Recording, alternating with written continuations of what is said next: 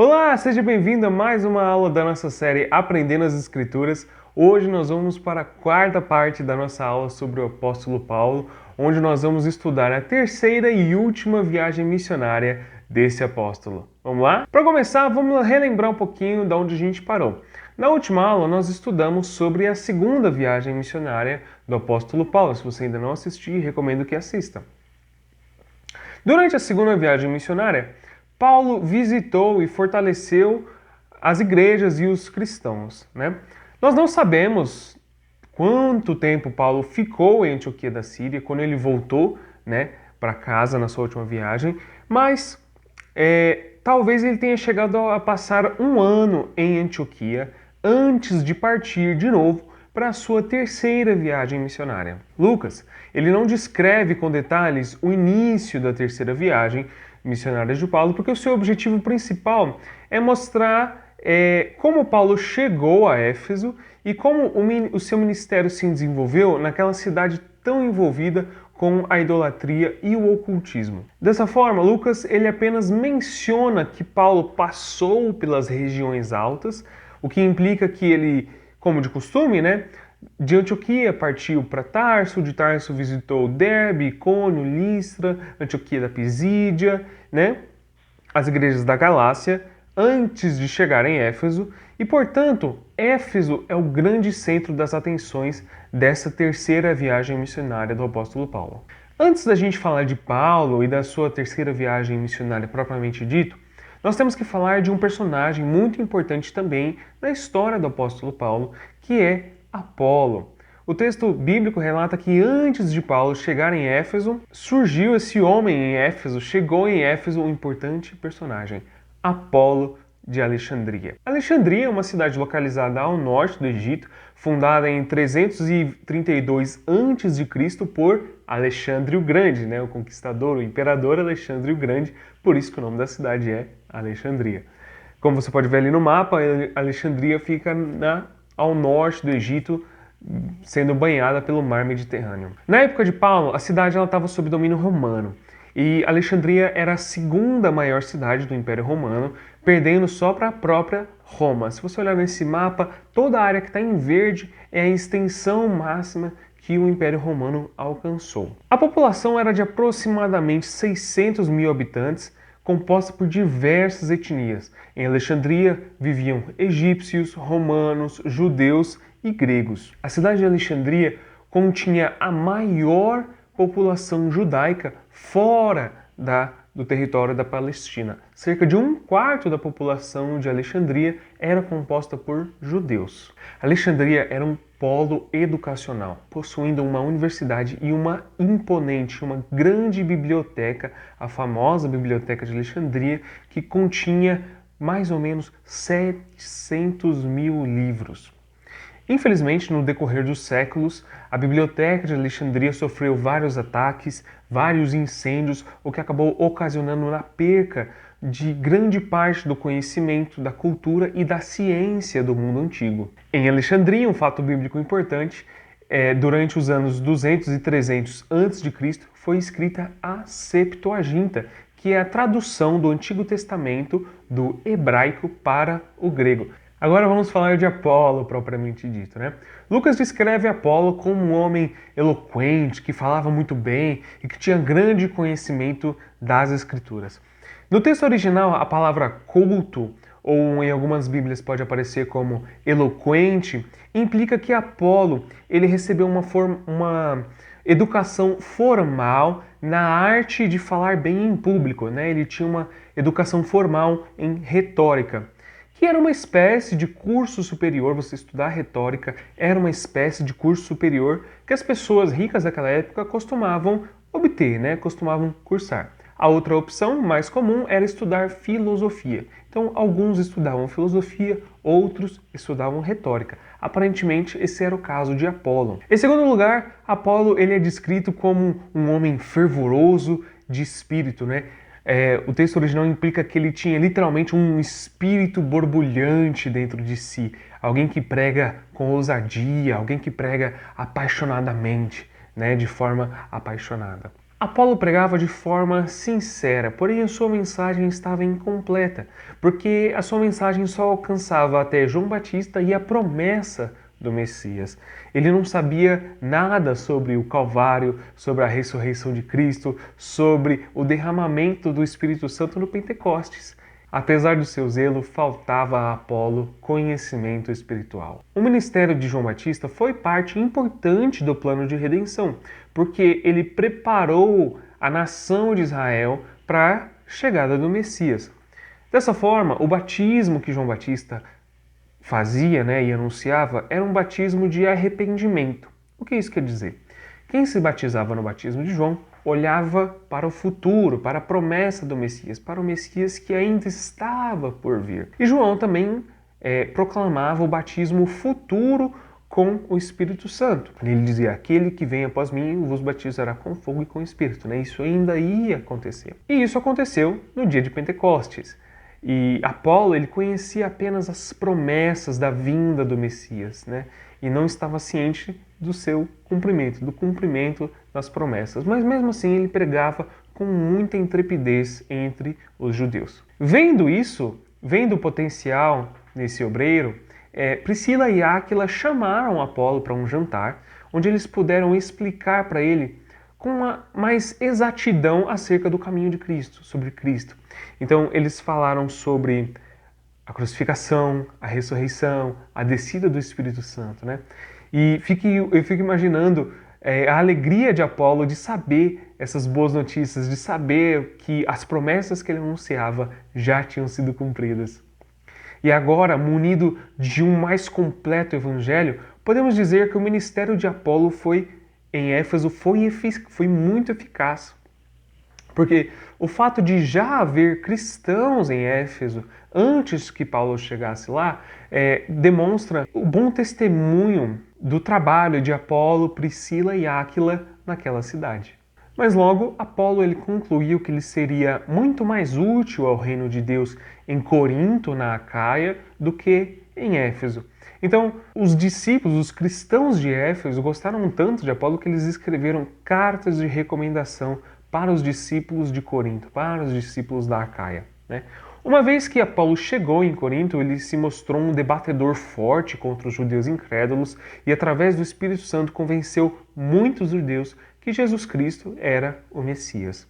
Desse modo, Apolo ele conquistou de forma rápida a simpatia dos cristãos de Corinto, por conta da sua eloquência, por conta da sua retórica. Porque isso era algo muito valorizado na sociedade coríntia. Pregadores que sabiam falar bem, que eram articulados, eram muito valorizados naquela sociedade. Mais tarde, isso causaria até problemas dentro da igreja coríntia, porque ela passou a se dividir em panelinhas, Formou-se uma panelinha ali ao redor de Apolo. E aí Paulo, quando ele escreve a sua primeira carta aos Coríntios, ele critica isso. Vamos ler junto? Paulo ele diz o seguinte: quando um de vocês diz, eu sigo Paulo, e o outro diz, eu sigo Apolo, não estão agindo exatamente como as pessoas do mundo? Afinal, quem é Paulo? E quem é Apolo? Somos apenas servos de Deus, por meio dos quais vocês vieram a crer. Cada um de nós fez o trabalho do qual o Senhor nos encarregou. Eu plantei e Apolo regou, mas quem fez crescer foi Deus. Não importa quem planta ou quem rega, mas sim Deus que faz crescer.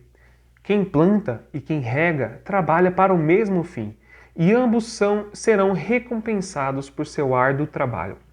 Pois nós somos colaboradores de Deus, e vocês são lavoura de Deus e edifício de Deus. Pela graça que me foi dada, lancei o alicerce, como um construtor competente, e agora outros estão construindo sobre ele, pois que ninguém pode lançar outro alicerce além daquele que já foi posto, isto é, Jesus Cristo. Primeira carta de Paulo aos Coríntios, capítulo 3, do 4 ao 11. Para a gente concluir, Apolo ele foi humilde ao reconhecer que a sua mensagem era incompleta e receber a instrução de Priscila e Áquila. Enquanto Paulo ele foi humilde a reconhecer que agora outra pessoa colhia onde ele havia plantado. Agora outra pessoa estava construindo por cima do seu trabalho de base. E isso não era motivo nenhum para brigas e divisões e invejas, porque ambos tinham o mesmo propósito. A obra de Deus é sempre mais importante do que os seus obreiros. Agora sim, vamos falar de fato da terceira viagem missionária do apóstolo Paulo. Acompanha comigo aqui nesse mapa. Nesse mapa nós podemos de novo ver a rota que Paulo fez. A linha rosa significa o caminho de ida, enquanto a linha azul significa o caminho de volta. Como vocês podem ver, Paulo ele partiu de Antioquia, passou por Tarso, Derbe, Listra, Icônio e foi até lá em cima, na cidade de Ancira. Essas regiões altas que Lucas menciona. Se você olhar, está até no marrom mais escuro, que indica que é uma região mais alta, né? De Ancira, Paulo ele finalmente chegou em Éfeso. Em Éfeso, Paulo passou 3 anos. Foi o maior tempo que ele passou em alguma igreja. Tem um número 1 ali que significa que em Éfeso ele escreveu a primeira carta aos Coríntios. Depois de 3 anos, Paulo ele quis ir para Macedônia. Então, de Éfeso ele foi até Troade. De Troade ele passou em Filipos, Tessalônica, Bereia, né? E ali tem o número 2. Esse número 2 significa que Paulo escreveu a segunda carta aos Coríntios enquanto ele estava naquela região da Macedônia. Depois que ele passou um tempo ali, ele desceu finalmente até Corinto. Em Corinto ele passou 3 meses. Ali tem o número 3. Esse número 3 significa que Paulo escreveu a carta aos romanos enquanto ele estava em Corinto, né? Paulo ele queria voltar para casa pegando um navio direto de Corinto até a Síria, provavelmente até Antioquia da Síria, né? Que era a cidade onde ele se estabeleceu com a sua igreja. Mas ele descobriu um plano para assassinar ele e aí ele acabou voltando por terra. Então, se você olhar, a linha azul ela volta de Corinto até a região da Macedônia de novo. Da Macedônia ele vai até Troade e aí em Troade ele pega um navio que vai fazendo todo um percurso para em Mileto. De Mileto, Paulo chama os presbíteros de Éfeso, tem ali uma despedida, um último discurso. De Mileto, ele vai passando pela ilha de Rhodes, por mais uma cidade, passa por Chipre e enfim ele chega na Síria, enfim ele chega na Judéia.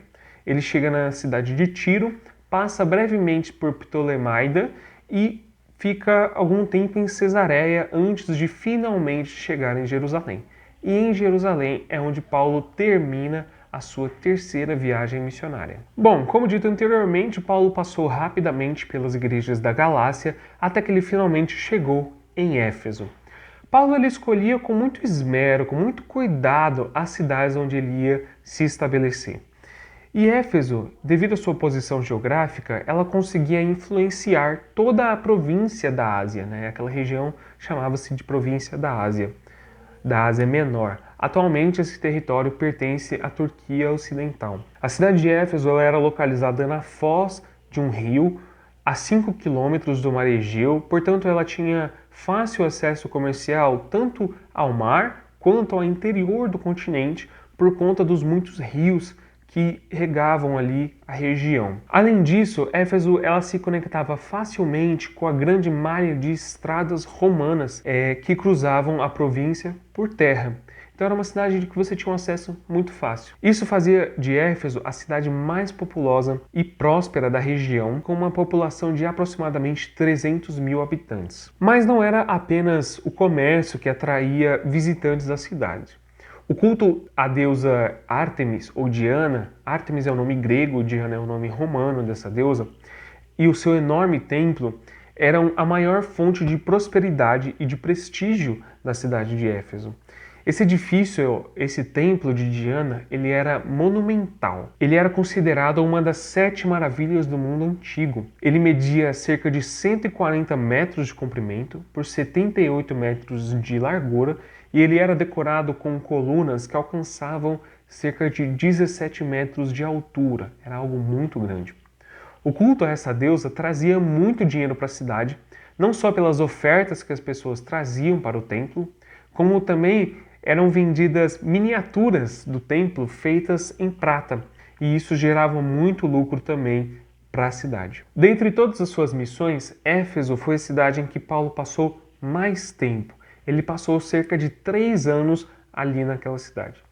Vamos lembrar que ao final da segunda viagem missionária, ele passou por Éfeso rapidamente, deixou Priscila e Áquila na cidade, e naquela ocasião os judeus pediram que Paulo ficasse mais tempo, para lhes explicar sobre o evangelho, mas Paulo ele não quis se demorar e ele seguiu viagem, mas prometeu um dia retornar para tratar desse assunto com mais tempo. Bom, agora de volta à cidade, nos 3 meses iniciais, como de costume, como a gente já viu que esse era o modus operandi de Paulo, ele pregou na sinagoga sobre Jesus e a ressurreição e o reino de Deus.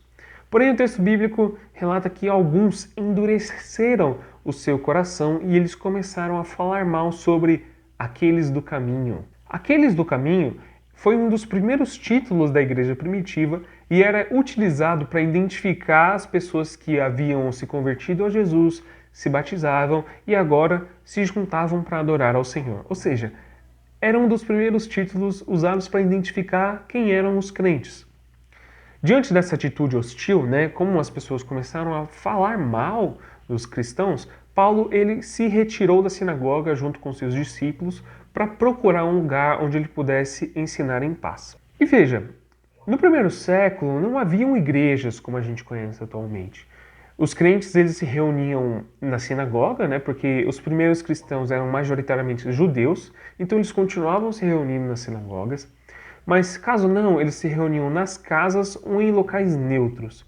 E foi o caso de Paulo, que ele passou a ensinar na escola de Tirano. Essa era uma escola ou uma sala de palestras da qual esse tirano provavelmente era o dono ou um professor. E qual era a rotina de Paulo? Provavelmente Paulo trabalhava até às 11 horas da manhã e das 11 até às 4 da tarde ele ensinava as escrituras ali na escola de Tirano. E isso aconteceu por 2 anos, de forma que essas palestras de Paulo, que eram diárias, resultaram na evangelização de toda a província da Ásia. Éfeso também era uma cidade mergulhada na feitiçaria e no ocultismo. A cidade de Éfeso era famosa pela venda de pequenos rolos de papel com feitiços curtos escritos que eram usados como amuletos ao redor do pescoço. Esses amuletos eles eram tão populares que eles ficaram conhecidos no mundo greco-romano como Ephésia Gramata, que traduzindo significa escritos efésios. E em meio a tamanha cegueira espiritual, a luz do Senhor irradiou através de Paulo. Deus encoraja o apóstolo fazendo milagres extraordinários através das suas mãos, curando enfermos e libertando endemoniados. Naquela cidade, uma mensagem poderosa foi confirmada com ações poderosas da parte de Deus. Os milagres, eles testemunham sobre o poder de Deus e eles confirmam a mensagem que está sendo pregada. Dessa forma, a Escritura relata que até os lenços e panos de Paulo, eles eram levados até os enfermos e endemoniados e esses eram curados e libertos. Mas veja só, esses lenços e panos de Paulo eram talvez trapos que ele amarrava à cabeça para conter o suor ou aventais de trabalho que ele prendia ao redor da cintura. Perceba, porém, que o texto não sugere que Paulo tenha distribuído ou anunciado os seus itens pessoais como itens cheios de poder, itens ungidos e por aí vai.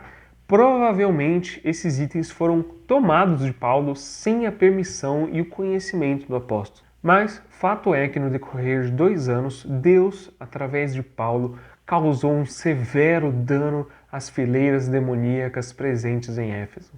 Por conta do que viram e ouviram, muitos efésios continuamente confessavam os seus pecados em praça pública e ali mesmo se desfaziam dos seus livros e dos seus amuletos e os queimavam. E nessa passagem, o autor de Atos ele faz questão de citar a grande quantia de dinheiro que aqueles livros valiam para poder demonstrar a sinceridade da conversão daquelas pessoas.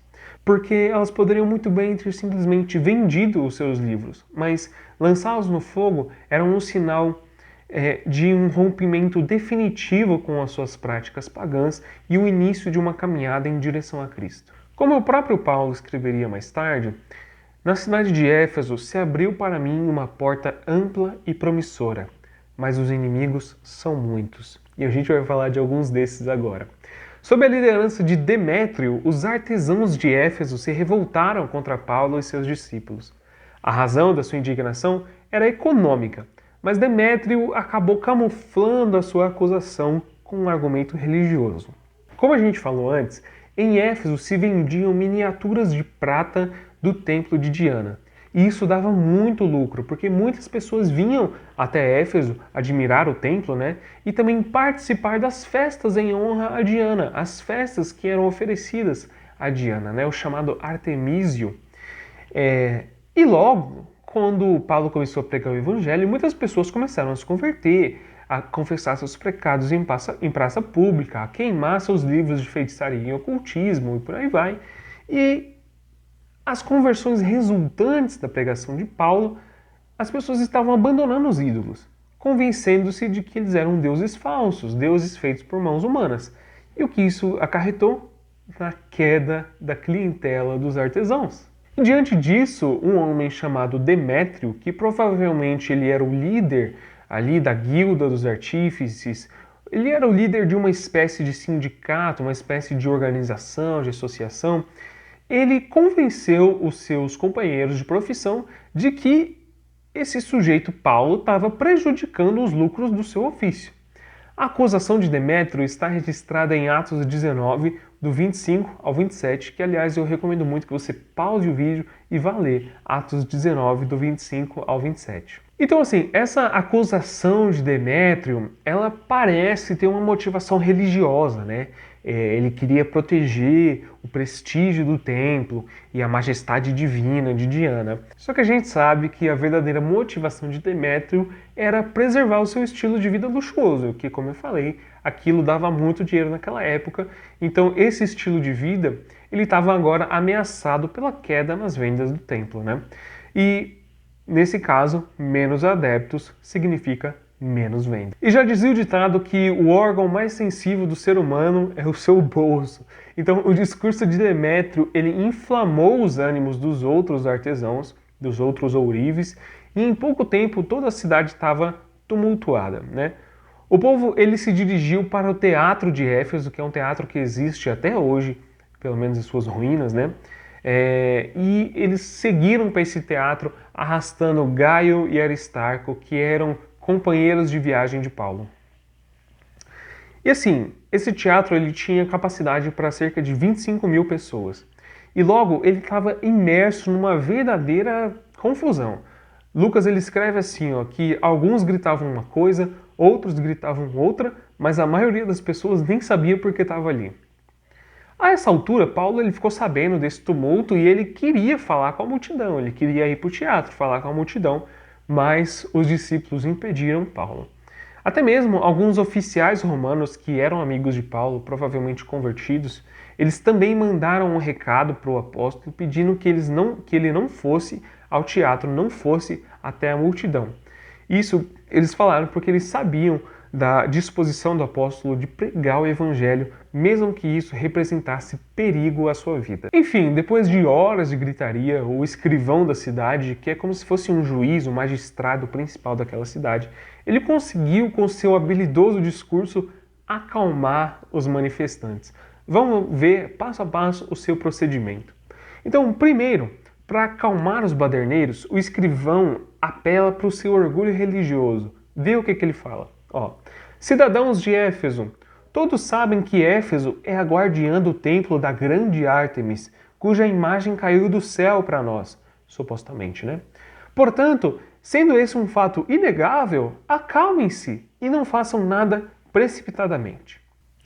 Em segundo lugar, ele explica as acusações que estavam sendo feitas, porque como eu falei, muita gente nem sabia por que eles estavam ali, né? Então, afinal, havia necessidade de um tumulto daquele? Ele diz o seguinte: vocês trouxeram estes homens aqui, mas eles não roubaram nada do templo, nem disseram coisa alguma sobre a nossa deusa. Em terceiro lugar, ele propõe uma solução para Demétrio e seus companheiros que estavam se sentindo prejudicados. Ele fala o seguinte: se Demétrio e seus artífices têm alguma queixa contra eles, os tribunais estão abertos e há oficiais disponíveis para ouvir o caso, que façam acusações formais. E, se há outras queixas que eles desejam apresentar, elas podem ser resolvidas na Assembleia conforme a lei. Ou seja, está com algum problema? Abre um processo. E em quarto lugar, ele dispersa a multidão com um alerta. Corremos o perigo de ser acusados de perturbar a paz pública, pois não há motivo para esse tumulto. E, se exigirem de nós uma explicação, não temos o que dizer. Ele diz isso porque Éfeso estava sob o domínio de Roma, mas ela tinha o status de cidade livre. Isso concedia a Éfeso alguns direitos que poderiam ser facilmente revogados caso a cidade demonstrasse que não tinha habilidade de governar a si mesma e, por exemplo, conter uma turba daquela. Então, com isso em mente, a multidão se dispersou. Bom, a gente entende pelos primeiros versículos do capítulo 20 de Atos que logo após esse tumulto, Paulo ele deixou a cidade de Éfeso. Mas na verdade, Paulo já havia decidido em seu coração que ele pretendia ir a Jerusalém para levar as ofertas dos gentios para os pobres da Judéia. E depois que ele chegasse em Jerusalém, de Jerusalém ele pretendia ir a Roma. Mas antes ele passaria pela Macedônia para visitar os filipenses, tessalonicenses e bereanos. E só então ele iria para a região da Acaia, para Corinto. Então ele enviou na frente Timóteo e Erasto. Enquanto Paulo estava em Éfeso, ele recebeu a visita de alguns membros da família de Cloe. Cloe ela era uma irmã da igreja de Corinto. E esses membros da família de Cloe relataram a Paulo a situação que se encontrava a igreja coríntia, informando a Paulo que muita coisa estava em desacordo com o que o apóstolo havia ensinado anteriormente, porque agora haviam muitas divisões e contendas dentro da igreja. Em resposta, Paulo escreveu o que hoje nós conhecemos como a primeira carta de Paulo aos Coríntios, ali por volta do ano 55, 56 depois de Cristo. Nessa carta, Paulo ele procura dar orientações para os cristãos de Corinto, trazendo soluções da parte de Deus para os problemas que a igreja estava enfrentando. Certamente, essa não foi a primeira carta que Paulo enviou aos coríntios. Em 1 Coríntios 5, 9, ele menciona uma missiva que ele teria escrito anteriormente. Ele menciona uma outra carta que ele já tinha escrito antes. Essa carta, porém, se perdeu no tempo e nós não temos nenhum registro dela. Então, o que hoje nós conhecemos como a primeira carta de Paulo aos Coríntios é, na verdade, a segunda carta de Paulo aos Coríntios. Porque, como eu falei, a primeira a gente perdeu. Nós não temos nenhum registro dessa carta. Então, hoje, o que nós chamamos de primeira carta de Paulo aos Coríntios é, na verdade, a segunda carta de Paulo aos Coríntios. E ao final dessa carta, Paulo ele expõe os seus planos para os cristãos coríntios. E eu recomendo agora que você pause o vídeo e vá ler 1 Coríntios 16, do 5 ao 11, onde Paulo ele vai explicar os seus planos futuros. Como eu havia falado anteriormente, passado o tumulto com Demétrio, Paulo chamou os discípulos da igreja, encorajou eles e despediu-se e partiu para a Macedônia. Nós concluímos esse assunto com as sábias palavras do teólogo Simon Kistemaker. Abre aspas. A cidade de Éfeso livrou-se da literatura perniciosa pela queima dos livros de magia e se tornou a depositária da literatura sagrada que formou o cânone do Novo Testamento. Durante o tempo em que Paulo viveu em Éfeso, ele escreveu suas epístolas aos Coríntios. Quando Paulo ficou em prisão domiciliar em Roma, ele enviou sua carta aos Efésios. Nos anos posteriores, quando Timóteo era pastor em Éfeso, Paulo despachou as duas epístolas que levavam o nome de Timóteo. Algumas décadas mais tarde, o apóstolo João compôs o seu evangelho e suas 3 epístolas em Éfeso. De certa maneira, pode-se dizer que, assim como o Antigo Testamento fora confiado aos judeus, Romanos 3, 2, da mesma forma, os Efésios se tornaram os guardiões do Novo Testamento. Apesar de não estar registrada no livro de Atos, a passagem de Paulo pela cidade de Troade é mencionada em 2 Coríntios e provavelmente aconteceu logo após o tumulto em Éfeso. Abre aspas. Quando cheguei à cidade de Troade para anunciar as boas novas de Cristo, o Senhor me abriu uma porta de oportunidade. Contudo, não tive paz em meu espírito, porque o meu querido irmão Tito ainda não havia chegado com notícias de vocês. Assim, despedi-me dos irmãos dali e fui à Macedônia para procurá-lo. 2 Coríntios 2, 12 e 13. Na Macedônia, Paulo provavelmente visitou os filipenses, tessalonicenses e bereanos.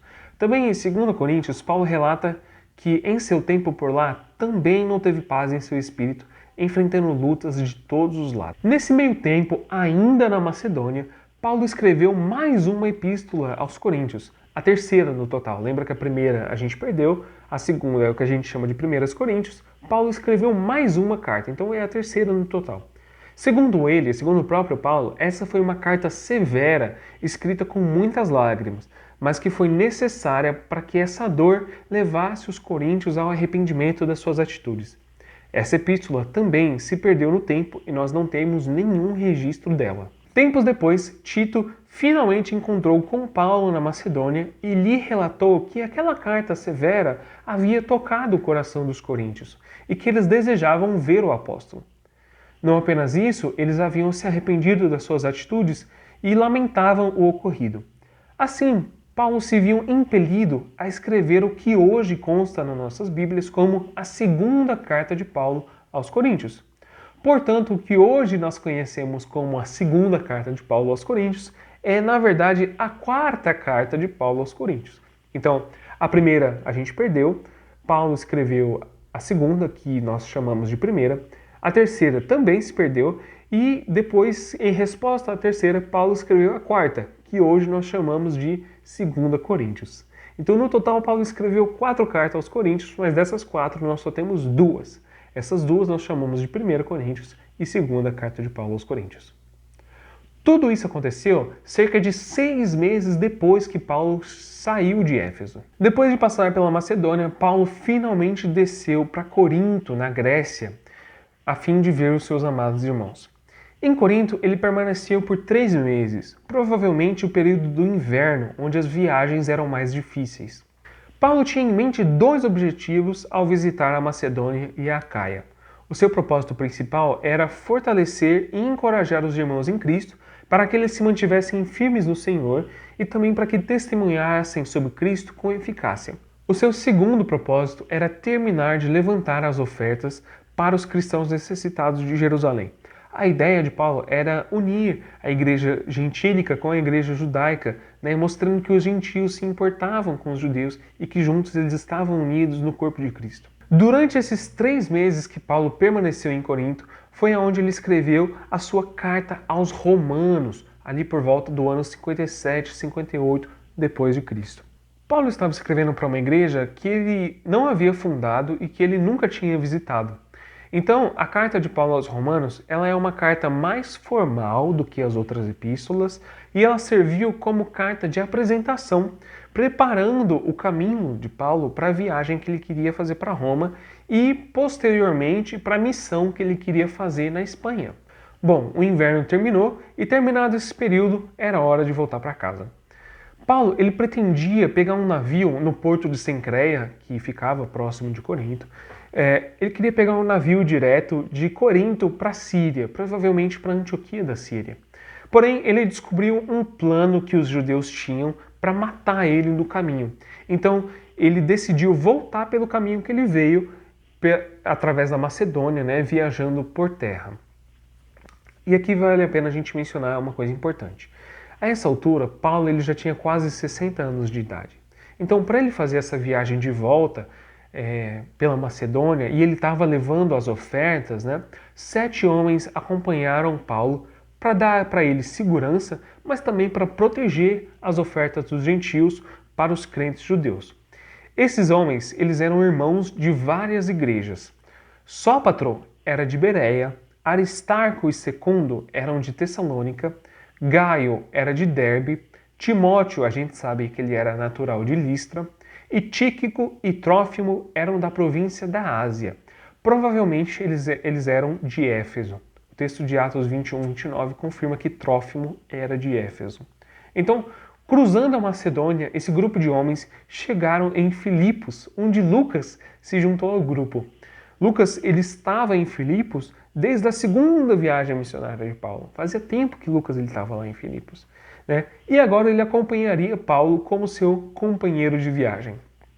A gente sabe que Lucas se juntou ao grupo em Filipos porque, de novo, ele se inclui no relato através da palavra nós, né? Nós partimos, nós viajamos e não eles. Então a gente sabe que Lucas se juntou ao grupo de Paulo em Filipos. Então os 7 homens viraram 8, né? E o grupo de viagem cresceu para 9. Partindo de Filipos, o grupo que acompanhava Paulo foi na frente em direção a Troade. E 5 dias mais tarde, Lucas e Paulo os reencontraram por lá. Em Troade, eles passaram uma semana. E foi nessa ocasião que, durante o discurso de despedida de Paulo, o jovem Eutico se sentou à janela e acabou dormindo, acabou adormecendo. E aí ele caiu do 3º andar e morreu na hora. Porém, Paulo ele interrompeu o discurso, ressuscitou o jovem, né, abraçou ele, ressuscitou ele, e aí voltou para dentro da casa e continuou o seu discurso. Partindo de Troade, Lucas ele registra uma série de cidades em que eles passaram até que eles chegaram em Mileto, que era uma cidade que ficava a 50 quilômetros de Éfeso. Paulo ele não queria perder mais tempo na província da Ásia, então o que ele fez? Ele não foi até Éfeso, mas pediu que os presbíteros de Éfeso fossem encontrar com ele em Mileto. Nesse último encontro, Paulo ele faz um emocionante discurso de despedida que pode ser lido em Atos 20, do 18 ao 35. Nesse ponto da viagem, o Espírito Santo já tinha avisado em Paulo, nas várias cidades que ele passou, que prisões e sofrimento esperavam ele pela frente.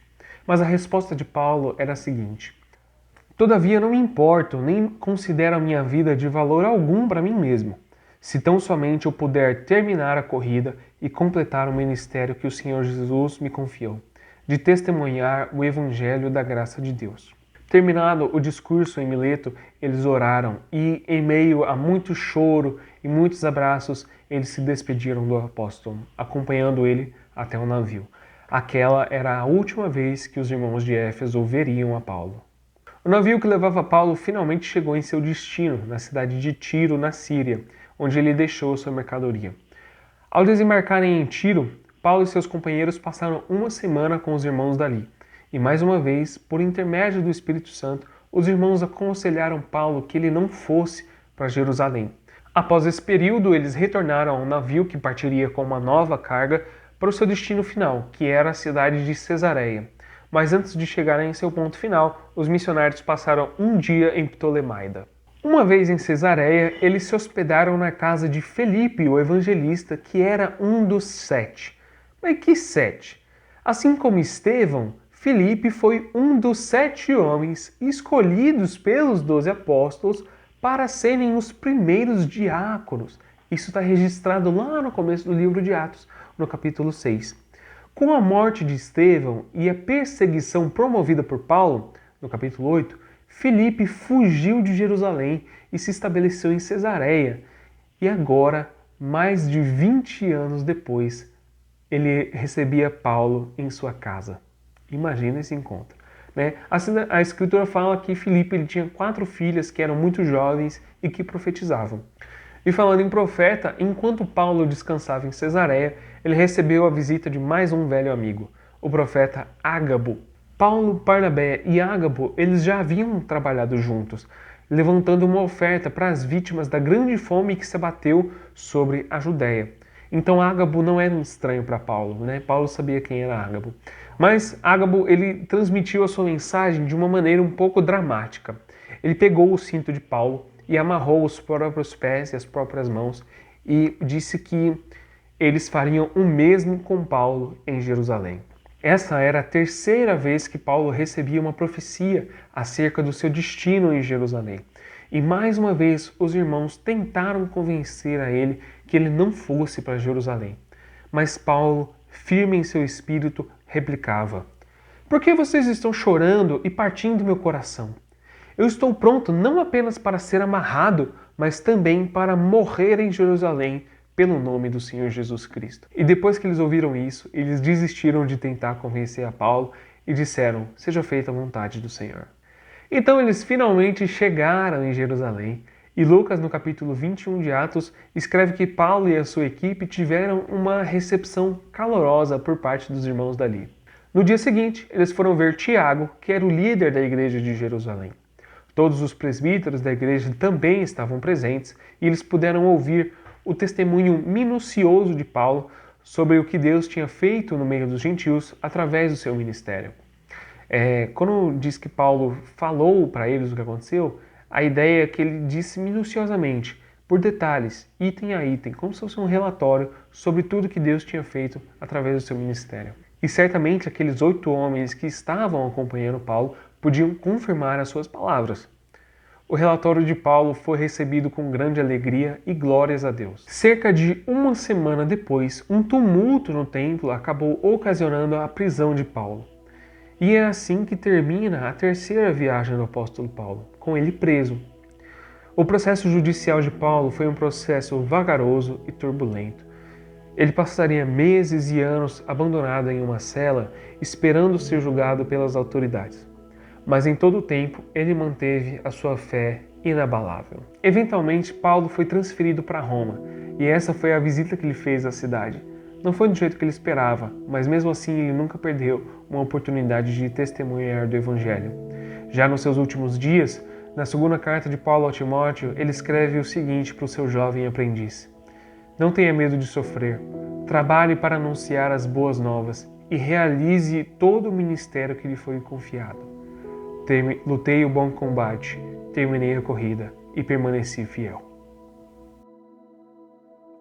Obviamente, tudo que eu te contei aqui tem muito mais detalhes. Então o que eu te convido é, leia o texto, tenha a sua própria experiência com o texto bíblico. Leia o livro de Atos, que é onde grande parte de tudo que eu te falei está registrado. Agora que você sabe por onde Paulo passou, as cidades onde ele passou, aonde ele escreveu cada carta, eu espero que você consiga conectar melhor as cartas com a história do apóstolo Paulo. Aonde ele estava quando ele escreveu a primeira carta aos Coríntios? Aonde ele estava quando ele escreveu a carta aos Romanos, que é o nosso próximo assunto? Então eu espero que você consiga conectar o livro de Atos, a história do apóstolo Paulo, com as suas cartas. E eu repito, tenha a sua própria experiência com o texto bíblico. Leia o texto para que você consiga aprender muito mais detalhes e aprender muito mais sobre a palavra maravilhosa do Senhor Jesus. Por hoje era isso, vou ficando por aqui. Nós nos vemos na próxima aula e até lá, fiquem todos com Deus e que a paz do Senhor os acompanhe.